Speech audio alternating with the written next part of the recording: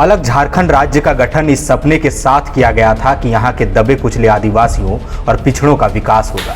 पूर्वजों ने सोचा था कि अलग राज्य होगा तो यहाँ के जल जंगल और जमीन पर हमारा हक होगा। संसाधनों का इस्तेमाल यहाँ के लोगों की बेहतरी के लिए किया जाएगा। लेकिन क्या इसमें से एक भी सपना पूरा हुआ? जवाब होगा नहीं। अलग झारखंड राज्य तो बना, लेकिन इसकी नियति ऐसी रही कि बाहर से आकर लोग अरबपति और खरबपति बनते रहे। झारखंड अपनी बदहाली पर आंसू बहाता रहा। राज्य का स्वरूप बदला, लेकिन किस्मत नहीं। सरकारें आईं और गईं, झारखंड लूटता रहा। जिसे जहां मौका मिला उसने झारखंड को जी भर कर लूटा। झारखंड की आत्मा कहे जाने वाले जंगल और जमीन को नोचा खसोटा गया। अब पूजा सिंघल प्रकरण को ही लीजिए। बीते 20 दिन में जिस किसी का नाम भी ईडी की रडार में आया वो राज्य के बाहर का है।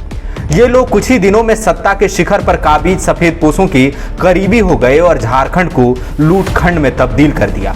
झारखंड की आत्मा तक नोच डाली। चलिए आपको एक एक कर उन किरदारों से मिलाते हैं जिन्होंने यहाँ के सत्ताधारियों के साथ मिलकर झारखंड को जी भर कर लूटा। पहला किरदार है अभिषेक झा। अभिषेक झा निलंबित आईएएस पूजा सिंघल का पति है। वो मूल रूप से मुजफ्फरपुर का रहने वाला है। उसके पिता कामेश्वर झा कल्याण विभाग में अधिकारी के तौर पर कार्यरत रहे हैं। सूत्रों से मिली जानकारी के अनुसार अभिषेक की कॉलेज की पढ़ाई जेवियर कॉलेज से हुई। इसके बाद वो एमबीए की पढ़ाई के लिए ऑस्ट्रेलिया चला गया। पढ़ाई के बाद ऑस्ट्रेलिया से भारत वापस आया। भारत आने के बाद अभिषेक अपने पिता की मदद से छोटे मोटे ठेके पट्टे का काम करने लगा। इसी दौरान पूजा सिंघल से उनकी दोस्ती गहरी हुई। पूजा सिंघल उस समय पलामू की डीसी हुआ करती थी। उसके कुछ ही दिनों बाद दोनों की शादी हो गई। इसके बाद जो कुछ हुआ आप सबों ने देखा ही कि कैसे 123 करोड़ का अस्पताल खड़ा हो गया, जिसका जवाब अब तक देते नहीं बन रहा है। लूटखंड का दूसरा किरदार है सीए सुमन कुमार। पूजा सिंघल के पति अभिषेक झा का सीए सुमन कुमार सिंह मूल रूप से बिहार के सहरसा जिले का रहने वाला है। साल 2008 में चार्टर्ड अकाउंटेंट बनने के बाद सुमन कुमार रांची आ गया। 6 मई को छापेमारी के बाद ईडी ने सुमन कुमार के घर से ही करीब 20 करोड़ रुपए कैश बरामद किया था। सीए सुमन आईएएस पूजा सिंघल और उनके पति अभिषेक झा की अवैध कमाई को रखता था। अभिषेक झा के माध्यम से ही सीए सुमन कुमार सिंह भी धीरे धीरे आगे बढ़ा। सुमन सीए की पढ़ाई के बाद ज्योतिष का भी काम करता था, लेकिन अभिषेक झा के सहयोग से वो आईएएस अधिकारियों का हाथ देखकर उनकी किस्मत की भविष्यवाणी करने लगा। फिर अच्छे संबंध बनाकर उनकी काली कमाई को शेल कंपनियों में खपाने लगा। वो अभिषेक झा और पूजा सिंघल की छत्र छाया में ऐसे आगे बढ़ा कि उसके घर से ही 23 करोड़ रुपए ईडी की छापेमारी में हाथ लगे। ये पैसे किसके हो सकते हैं अब बताने की जरूरत नहीं। इस लूटखंड का तीसरा किरदार है विशाल चौधरी।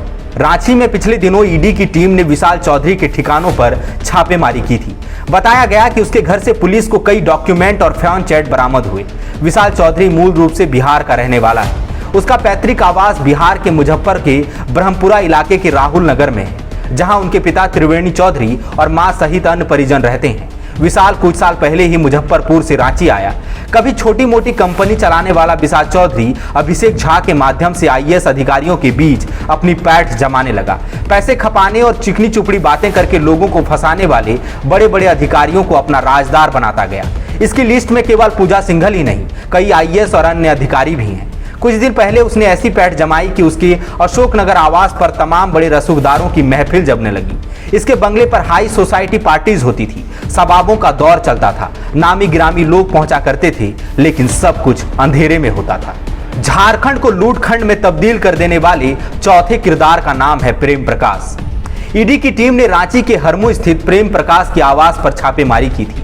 यहां से पुलिस को कई महत्वपूर्ण जानकारी हाथ लगी। अखबारों में छपी खबर के अनुसार प्रेम प्रकाश के आवास के बाहर ट्रांसफर पोस्टिंग के लिए आईएएस और आईपीएस कातार लगाकर खड़े रहते थे। प्रेम प्रकाश भी बिहार का रहने वाला है। वो मूल रूप से बिहार के सासाराम का रहने वाला बताया जाता है। TheFollowUp.in Like, share and subscribe. www.thefollowup.in